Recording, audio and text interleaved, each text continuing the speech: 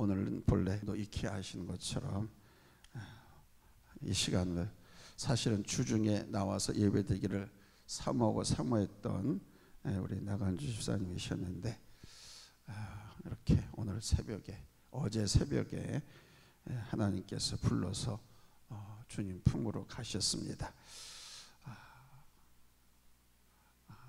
오늘 저는 우리 예수 믿고 구원받은 성도들은 사회생활을 어떻게 하는가 이런 주제로 말씀을 전하려고 합니다. 그리스도인들의 사회생활. 사도 바울이 살던 그 시대 역사의 기록을 보면 로마 시대에는 어림잡아서 수백만 명에 이르는 노예들이 있었던 것으로 보였습니다. 전해지는 한 자료를 보면 당시 유럽 일대 노예 숫자가 약 6천만 명이나 되었다고 합니다. 유럽에만. 우리 민족 남북한 합친 숫자만큼이 노예가 있었다고 그래요. 따라서 하나님의 복음이 당연히 이들에게도 전파되었고 예수 믿고 구원받는 노예들의 숫자가 기하급수적으로 아주 폭발적으로 증가했습니다. 각 나라, 각 지역의 교회들마다 이 노예들 때문에 교회가 아주 급속도로 가파르게 성장을 했습니다. 이것 때문에 신약 성경에는 이 노예들에 관한 문제를 종종 다루었습니다. 고린도전서 7장이라든가 디모데전서 6장, 베드로전서 2장 18절 25절에서 노예들에 대해서 많이 다루었습니다. 그러나 그 중에 빌레몬서라고 하는 성경책은 아예 노예에 대해서 기록한 성경책입니다.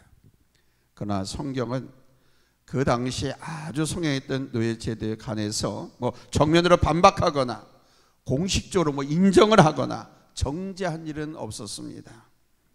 노예 제도의 불가피성을 다루면서 개혁할 것을 당시 시대에 요청하지도 않았습니다. 그러나 결국 모든 사람은 하나님 앞에 평등하다라고 하는 우리 기독교의 가르침 앞에 많은 사람들이 변화하기 시작했고 변화된 그들을 통해서 집단이, 나라가, 민족이 변화되었고 마침내 이 노예제도는 아주 폐지시켜버렸습니다. 바로 오늘 본문의 말씀은 그 당시에 존재하고 있었던 노예제도 속에서 기독교인 노예들과 기독교인 상전, 기독교인 하인들과 기독교인 고용주들, 이들 간에 서로 어떻게 해야 할 것인가 하는 이 말씀, 윤리에 대해서 성경이 정확하게 가르쳐주고 있습니다. 사랑하는 성도 여러분, 오늘 말씀은 바로 오늘을 살고 있는 우리 그리스도인들에게 귀한 교훈을 주시는 줄로 믿습니다. 바로 직장에서 또는 사회 속에서 또는 교회 안에서 여러 가지 인간관계 속에서 그리스도인 노동자들과 직장인들, 그리스도인 하청업자들과 사장님들, 이런 사람들이 어떻게 살아가야 하는가를 보여주는 말씀입니다. 이것을 기억하시면서 이제 말씀 본론으로 들어가 보겠습니다. 첫 번째 대목입니다. 아랫사람은 윗사람에게 행할 순종이라고 하는 윤리가 있다라는 사실입니다. 순종의 윤리. 자, 오늘 본문 5절에서 7절을 다 같이 읽겠습니다. 찾았으면 아멘합니다. 합독합니다. 시작. 종들아, 두려워하고 떨며 성실한 마음으로 육체의 상전에게 순종하기를 그리스도께 하듯 하라. 눈가림만 하여 사람을 기쁘게 하는 자처럼 하지 말고 그리스도의 종들처럼 마음으로 하나님의 뜻을 행하고 기쁜 마음으로 섬기기를 주께 하듯 하고 사람에게 하듯 하지 말라. 아멘. 자, 첫 번째 소지입니다. 순종할 대상이 누구라고 나와 있습니까? 누구에게 순종하라고 합니까? 육체의 상전에게 그랬습니다. 오늘 이 성경에 쓰여진 시대에는 노예들을 소유한 주인들을 말하는 것이지만 지금은 현대는 직장에서, 회사에서, 사업장에서, 사회의 모든 인간관계 속에서 나보다 윗자리에 있는 사람들을 의미하는 거예요. 상전, 육체의 상전이라는 것은 교회나 직장이나 사업장이나 사회 공동체 속에서 나보다 윗자리에 있는 사람, 집안으로 말해도 마치 나보다 윗사람, 이 사람에게 순종하라는 겁니다. 근데 이 순종의 기준이 있습니다. 두 번째 소지입니다. 순종의 기준, 5절에는 그리스도께 하듯 하고 6절에는 그리스도의 종들처럼 하라 그럽니다. 여러분, 우리 기독교의 근로윤리, 노동윤리가 뭔지 아십니까? 사람을 섬기면서도 예수님께 하듯 하고, 사람의 일을 통해서도 하나님의 일을 하는 것처럼 하는 것이 바로 우리 기독교인의 노동윤리, 근로윤리라는 것입니다. 주께 하듯 하고, 하나님께 하듯 하고, 하나님의 일을 하듯 하고, 아멘. 이게 그리스도인의 노동윤리입니다. 이런 그렇게 사는데 사회 나가서 실패하겠어요? 그렇지 않고 욕심이나 모반이나 뭐 여러 가지 얕은 술을 가지고 욕정을 쫓아서 하다 보니까 잘리기도 하고 살해당하기도 하고 테러당하기도 하고 실패하기도 하고. 성경은 그리스도께 하듯 하고, 하나님께 하듯 하고, 하나님의 일을 하듯 하고. 할렐루야. 세 번째로 이 순종의 실제가 있습니다. 어떻게 순종하느냐? 첫째, 두렵고 떨리는 마음으로 순종하라는 겁니다. 두렵고 떨리는 마음으로. 5절에 그랬잖아요. 두려워하고 떨며 그랬잖아요. 이 말씀은 윗사람들 앞에서 그냥 부들부들 떨고 두려워하고 뭐 아부하고 무서워하라는 그런 말이 아닙니다. 이 말의 원어적인 의미는 뭐냐? 의무를 수행하려고 하는 아주 진지하고 진실한 태도를 말하는 겁니다. 그러니까 진정한 마음으로 하고 조심스러운 마음으로 하고 정중함으로 하라는 겁니다. 두렵고 떨리는 마음으로 하라는 말은 진정한 마음, 조심스러움, 정중함. 나는 뭐 내 회사에서 내가 너한테 일해주고 일한 대가로 돈만 받는 건데 뭐 그냥 적당히 시간 때우면 되지 뭐. 행여 같은 회사나 인간관계 속에서 뭐 너도 집사고 나도 집사인데 뭐 네가 장로냐 나도 장로인데, 네가 하나님의 종이냐 나도 하나님의 종이다. 너는 목사고 나는 장로고 나는 권사고 뭐 하나님 똑같은 종인데 뭐. 어떤 때는 평신도인 사장 밑에서 장로나 권사가 일할 수도 있습니다. 요즘은 교회가 너무 어려서 교회가 폐쇄돼 가지고 성도가 없어 가지고 목사님들이 직장에 가서 일하기도 하고 예수 믿지 않는 사람 밑에 가서 일하기도 하고. 그런데 그렇다고 해서 장로가 내가 장로 부린다 이게야, 내가 목사를 일시키고 부린다 이게야, 그리고 돈 준다 이게야, 그게 당연하게 생각 무시하고 방자하게 그러지 말라는 겁니다. 그리스도께 하듯 하고 그리스도께 하듯 하고 진지하고 정중하게 할 의무를 감당하라는 것입니다. 둘째, 어떻게 순종하느냐? 눈가림으로 하지 말라고 합니다. 6절에 나오죠. 눈가림만 하여 사람을 기쁘게 하는 자가 되지 말고 그랬잖아요. 당시의 노예들이 그랬어요. 주인이나 눈가림만 하는 거, 하는 척만 하는 거예요. 그러니까 주인 앞에서 좋게 보이려고만 애쓰. 그런데 사실상 일을 막 보면은 너무 하자가 많고 그냥 살짝 감추기만 한 거예요. 보이는데 다 쓸었어. 그러니까 쓰레기통에는 잔뜩 있는 거야. 쓰레기통도 비워야지. 그랬다는 겁니다. 진실하자.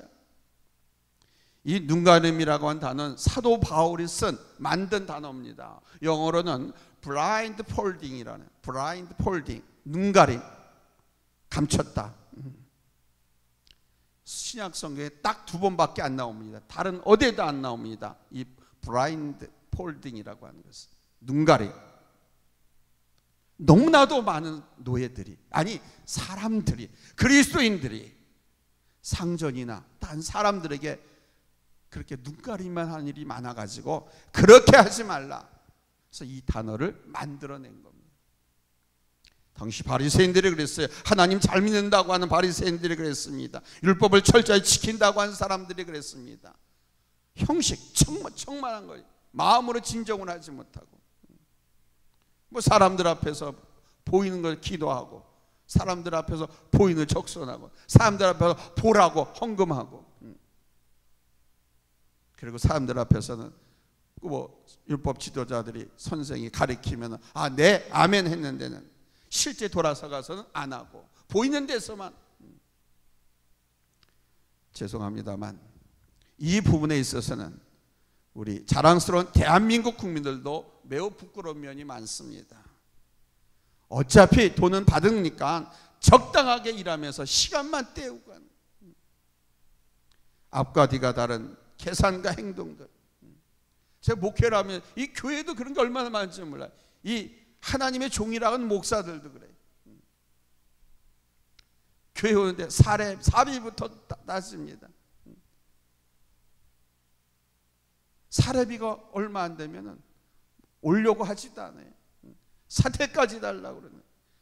아니 요즘 큰 회사들도 사택을 줍니까? 사택 안 주잖아요. 근데 교회에 오는 사람은 사택을 달라고 그래요. 사택을 달라고.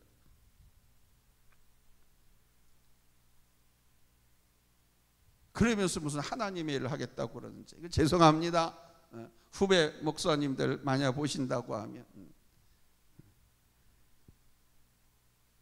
그리고 교회도 생활비 딱딱 주고 미래가 있고 비전이 있는 그런 교회나 후임으로 가려고 대형 교회에 이력서 넣고 줄지어서 기다리고, 누구 죽지 않는가, 아니면 누구 사퇴하지 않는가.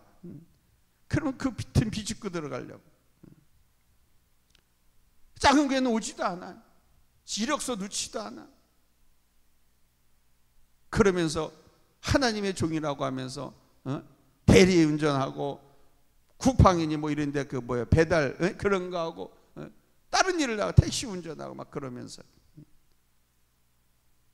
앞과 다른 행동들이죠. 하나님의 일 아굴골짝 빈들에도 어디든지 가오리다. 그렇게 하나님 앞에 서약하고 눈물 흘리면서 안수받던 사람들이 완전히 앞과 뒤가 다른 모습이죠. 제가 목회자이기 때문에 먼저 이야기를 합니다. 장로님들은 어떻습니까? 권사님, 성도들은 어때요? 하나님 앞에 어떻게 해서 임직을 받았습니까? 그뿐입니까? 겉으로는 아주 멀쩡한데 속으로는 완전히 난리만 공사들, 우리나라에 얼마 많습니까? 이 날린 공사들, 그저께 광주에 HD 그룹에서 지었던 아파트 막 붕괴되기도 하고, 또 몇 년 전에는 잘 아시는 것처럼 저 서울 강남에 고급 백화점이 그냥 와르르 무너져가지고 사람 죽고, 멀쩡히 가던 도로가 툭 끊어져가지고 차가 떨어져서 사람이 죽고, 지하에 뻥 뚫려가지고 사람이 뻥 빠져서 죽고, 지하에서 또 폭발해서 죽고, 이런 것들이 뉴스를 통해서 우리나라 국민들에게 뿐만 아니라 외신을 타고 해외에도 나요. 그러니 나라 안팎으로 망신인 거죠. 겉으로 보기에는 세계 11위의 무역 경제 대국이고 군사 6위의 강국이라고 하지만은 정말 고층비들과 아주 빡빡 뻗은 그 도로들 잘 갖춰놨지만은, 반도체 세계 1위 국가라고 하지만은 터지는 사고 사건들을 보십시오. 사람이 사람을 또 어떻게, 자식이 부모를 또 어떻게, 부부간이 또 어떻게, 수많은 차마 입에 담기 힘든 그런 범죄들이 얼마나 많이 발생하고 있습니다.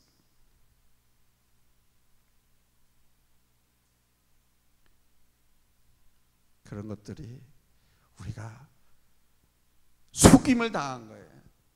부부는 부부간에 속임을 당한 거고, 직장에서는 직장 사람들끼리 서로 속임을 당한 거예요.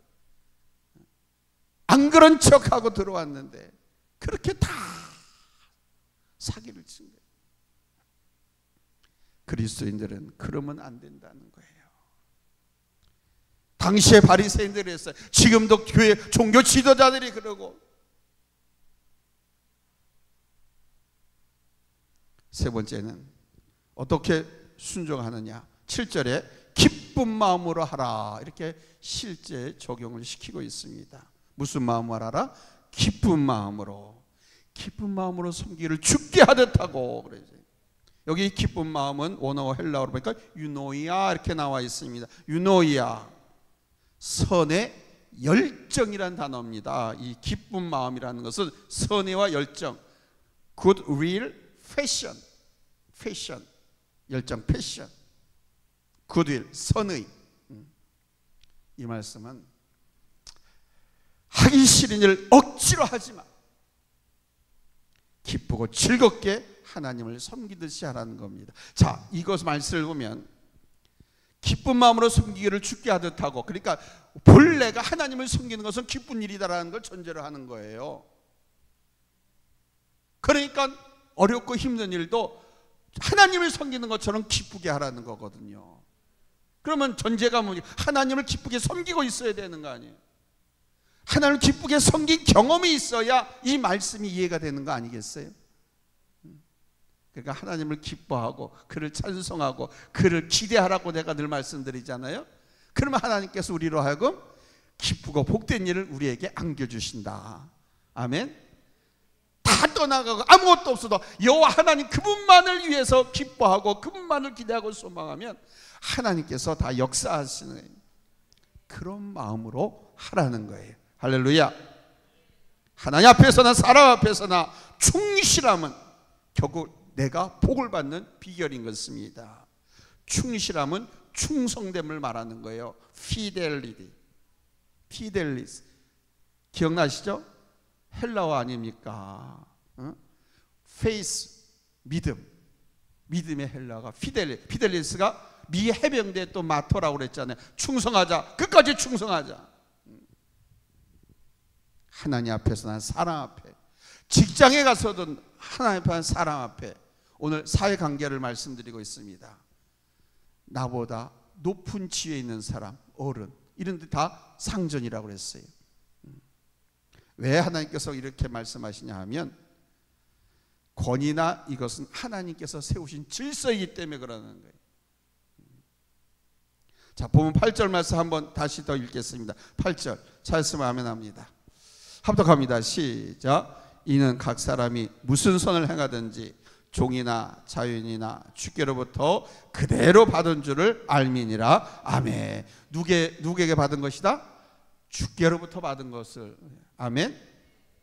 무슨 말씀이 더 필요하겠어요? 좋으신 우리 하나님께서는 정말 우리가 행한 대로 갚아주신 분이심을 여러분 깨닫기를 바랍니다. 비록 남들이 내가 억울한 일을 당하고 참는 거 이걸 모른다 하더라도 나는 하나님 믿고 하나님 말씀 믿기에 참으라고 그랬죠. 끝까지 참아요. 이거를 남들이 알아주지 않는다 하더라도 하나님은 아시기 때문에 하나님께서 갚아주신다는 거예요. 할렐루야. 비록 내가 지금 부당한 대접을 받고 있다 하더라도 하나님 말씀을 가지고 참고 인내하면 할렐루야 반드시 인정받게 하신다는 거예요. 야곱이 그랬잖아요. 야곱 하란으로 도망가서 외삼촌 집에서 밤낮으로 쉬지 않고 모슴살이를 했습니다. 물론 사랑하는 여인을 얻기 위해서였습니다만 물질적인 보상은 삼촌이 한 푼도 안 줬어요. 그냥 부려먹었어요. 무려 20년 동안 충실하게 일했는데, 열심히 일했는데, 진지하게 일했는데 외삼촌 라반은 한 푼도 주지 않았습니다. 그런데 하나님께서는요, 야곱이 일한 그 20년의 대가를 아주 기묘 절묘한 방법으로 여러분 다 갚아주신 줄로 믿으시기 바랍니다. 아시잖아요. 양떼, 소떼, 노예 얼마나 많이 하나님께서 갚아주셨습니까? 그거 외삼촌이 일삭품삭으로 준 게 아니에요. 또한 요셉이 그랬습니다. 여러분 애굽에 팔려가서 보디발 장군의 집에서 수년간을 고생하면서 그 집사로 일을 했잖아요. 가정 총무로 인정받았잖아요. 그 집주인 보디발 장군이 그러잖아요. 내 와이프 외에는 누구도 네 맘대로 다 해라. 내 와이프만 빼놓고. 그럴 정도로 인정을 받았습니다. 그런데 한순간 그 부인의 유혹에 모함에 걸려서 감옥으로 갔어요. 퇴직금이 어디 있어요? 그냥 감옥으로 끌려갔는데, 잡혀갔는데 수년간 일했는데 한 푼도 못 먹고 가면 죽지 않은 것이 다행이죠. 그러나 감옥까지 갔지만 거기서도 인정을 받아서 충실하게 노력하는 요셉, 그 요셉을 하나님이 쫓아다니면서 축복해 주셨어요. 아멘. 복을 안 줄래야 못 줄 수가 없는, 복을 받을 수밖에 없는 요셉이었습니다. 애굽의 총리까지 올리셔가지고 민족을 살리고 형제를 살리고 집안을 살리고, 여러분 다 갚아주신 줄로 믿습니다. 두 번째 됐습니다. 윗사람, 1번째는 아랫사람이었습니다. 윗사람은 아랫사람에게 행할 윤리가 있습니다. 본문 9절 말씀입니다. 9절 말씀 찾았으면 아멘 합니다. 합독합니다. 시작. 상전들아, 너희도 그들에게 이와 같이 하고 위협을 그치라. 이는 그들과 너희 상전이 하늘에 계시고 그에게는 사람을 외모로 취하는 일이 없는 줄 너희가 알미라. 아멘. 자, 윗사람이 지킬 행함, 순종. 첫 번째 소지, 아랫사람들을 그리스도께 하듯 하라는 겁니다. 그러니까는 아랫사람들이, 노예들이 상전에게 한 것과 똑같이 윗사람도 지금 그렇게 하라는 거죠. 9절에 너희도 저희에게 이와 같이 하고 그러죠. 그러니까 예수님께 하듯이 하라는 겁니다. 아랫사람에게 주님께 대하듯이 하고 하나님의 뜻을 행하고 기쁜 마음으로 하라는 거죠. 나는 돈을 주는 사람이고 너희는 내 돈을 받아서 먹고 사는 사람들이니까 아무 잔소리 하지 말고 시킨 대로 일이나 해. 이게 아니라는 겁니다. 예수님께 하듯이 하라는 거예요. 예수님께, 하나님께 그렇게 말할 수 있어요? 예수님 하나님 그렇게 부려먹을 수 있어요? 요즘 우리나라에 외국인들이 꽤 많이 들어옵니다. 이제는 선진국서부터 시작해가지고 후진국 사람들이 코리안 드림을 꿈꾸고 오래됐습니다. 벌써 최근엔 더 많이 들어옵니다. 우리나라가 인구 절벽에 걸리고 그러면서 외국인들을 자꾸 그렇게 흡수하고 받고 있기 때문에 얼마나 많은 외국인들이 들어온지 몰라요. 그 중에 우리 한국 사람들이 하기 싫어하는, 흔히들 3D 업종이라고 그러잖아요. 3D 업종. 여기에 일할 사람들이 꽤 많이 들어옵니다. 근데 이 사람들을 노예처럼 부리는 악덕 사장님들도 많다고 그래요. 우리가 옛날에 외국에 나가서 고생한 그대로 돌려주고 있는 잘못된 그런 악덕 사장님들이 많다고 그래요.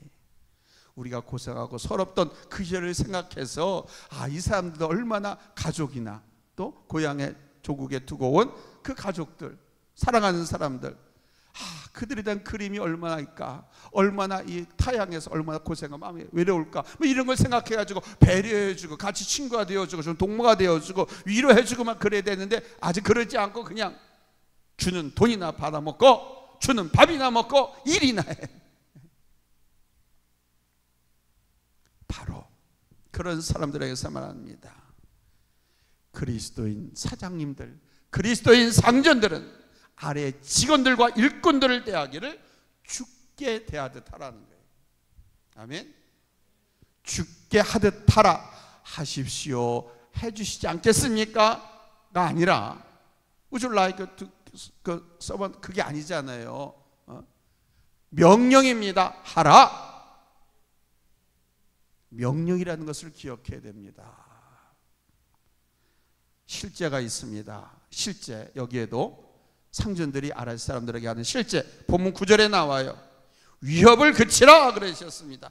Stop threatening. Stop threatening. 위협. 쉽게 공갈. 너 쫓아내버릴 거야. 막 그 다음에 위협해가지고 막 죽이려고 하기도 하고 위험한 집어넣기도 하고 막 그러잖아요.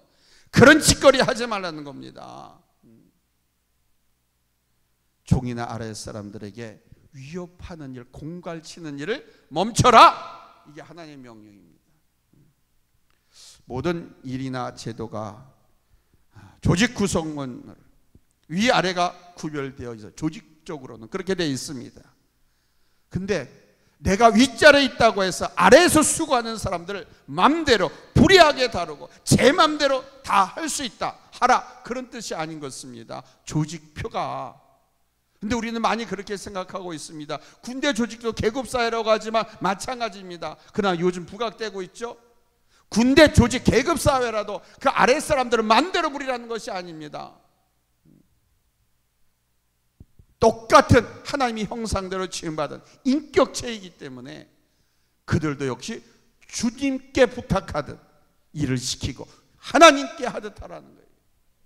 할렐루야. 지금은 목사로 심하고 계신 분인데, 이분이 전도사 시절에 아주 힘들고 어려웠던 것을 저희 교회에 왔을 때 저한테 간증을 했어요. 이분이 처음으로 가게 된 교회에 1년 있으면서 별 희한한 경험을 다 했다고 합니다. 아마 목사님의 목회가 성도들에게 그다지 호응을 못 받았던 것 같아요. 게다가 목사님은 저리 가라, 사모님이 그렇게 난리하다 법석을 치는, 이 사모님 때문에 교회가 엄청나게 시끄럽고 이 사모님이 그렇게 많은 말씀을 피웠다고 합니다. 뭐냐면 이 사모님이 노인들하고 성도들하고 개를 조직해 가지고, 여러분 피라미드 그 많이 했잖아요, 다단계. 그래서 이게 문제가 된 거예요. 거기서 그 돈 같은 것도 그걸 횡령해 버린 거예요. 그래가지고 그 성도들이 고발을 한 거예요. 그래서 사모님이 성도들이 고발해가지고 경찰서 유치장에도 갔다 오고, 유치장 갔다 오면 좋게요. 갔다 와가지고 고발한다. 성도들 막 자기보다 나이가 많은 그 할머니 성도들을 싸대기를 가르치고 그러면서 니들이 말이야 그럴 수가 있어 막 그러면서 행패를 부리고, 온통 교회가 큰 혼란이 있었다고 합니다. 그때 당시 이 전도사님은 어쩔 수가 없어서 중립 위치를 고소했다고 그래요. 중립 위치를 고소했더니 이 사모님이 그러는 거야. 야, 김전도사, 네가 그럴 수 있어. 내 편을 들어줘야지. 왜 아무 말도 안 해? 왜 나를 안 보호해줘? 막 그러면서 너 목사 안수, 넌 물 건너갔어. 목회 너 절대로 못할 줄 알아 하면서 막 그냥 이 사모님이 얼마나 괴로움을 많이 당했는지 모른다고 합니다. 또 이 목사님 사택하고 전도사님 사택이 붙어 있는데, 창문을 열고, 목사님 창문을 열고 김전도사, 그 전도사님 사모님 이렇게 부르면 이것도 뭔 일이 벌어졌나 보다. 아주 가슴이 덜컹하고 그냥 그 순간부터 긴장. 그래서 이 전사님이 이제 목사님이 돼가지고 지금 목회를 하는데, 그래요. 저는 앞으로 내가 목회를 크게 해서 부교육자를 모실 때에는 절대로 부교육자들에게 야 너 그리고 이렇게 하라 저렇게 하라 그런 일 절대로 시키지 않겠다, 이런 소신을 갖고 목회를 하고 있다고 그래요. 그래서 지금도 부교육자들을 상전 모시듯이 모시고 있다고 합니다. 부교육자님들이 출근하기 전에 먼저 딱 출근해 있고, 그 다음에 식사도 뭐 드시러 갑니까 해가지고 모시고 가서 식사도 한 달에 한 번씩 대접도 하고, 또 그 다음에 퇴근도 다 먼저 퇴근시켜 놓고 나서 마지막으로 자기가 다 문 잠그고 다 그러고 퇴근하고 있다고. 부교육자들을 제가 이제 얼마 잘 섬기고 있는지 모르겠다고 저한테 얘기를 한 적이 있습니다. 사랑하는 성도 여러분, 특별히 현재도 관리자 입장에서 일들을 하고 계시는 분들도 있을 겁니다. 그리고 앞으로 비전을 갖고 성장을 해서 달려갈 젊은 리더들도 있습니다. 기억하십시오. 아래 사람들을 잘 대해줘야 이유가 있습니다. 이게 세 번째 소지입니다. 아래 사람들, 내가 보기에 못났고 어리석은 사람이라 할지라도 그 사람의 주인은 누구냐? 내가 아니라 하나님이 있습니다. 하나님이 있습니다. 서로 협력해서 도움을 주고받는 관계이지 내가 그 사람의 삶을 지배할 권한이 전혀 없다는 거예요. 인생의 주인은 여러분 하나님이신 줄로 믿으시기 바랍니다. 우리 하나님은 외모로 사람을 바라보지 않습니다. 하나님은 지금 있는 계급으로 사람을 판단하시지 않습니다. 하나님은 외모로 사람을 판단하지 않거든요. 나보다 더 크고 위대하게 될 사람들이 지금 우리 아래 사람일 수가 있습니다. 확률은 더 높습니다. 왜? 나보다 살아갈 날이 더 많기 때문에. 아멘. 나보다 더 기회가 그 사람에게 있는 거예요. 아래 사람들에게. 그러니까 교만 떨지 말라 이게. 하나님 말씀 위배에 살지 말란 말이에요. 나보다 나이가 어리고 아래 사람은 나보다 더 크게 더 높게 나를 수 있는 날개가 있는 하나님의 자녀라는 것을 잊지 마세요. 말씀 맺겠습니다. 사랑하는 성도 여러분, 하나님이 원하시고 하나님이 기뻐하신 시각으로 윗사람과 아랫사람을 대하고 여러분 복받는 성도들 되시기 바랍니다. 오늘 주신 이 말씀이 저 여러분의 사회생활, 공동체 생활에 지침이 되어서 너희는 세상의 빛이라 세상의 소금이라 말씀하신 빛과 소금의 역할을 감당해서 하나님의 교회가 하나님의 자녀들의 세상 가운데 빛을 발하고 아멘, 하나님의 영광을 드러내는 복된 삶을 사시기를 예수님의 이름으로 축원합니다. 할렐루야. 기도합니다.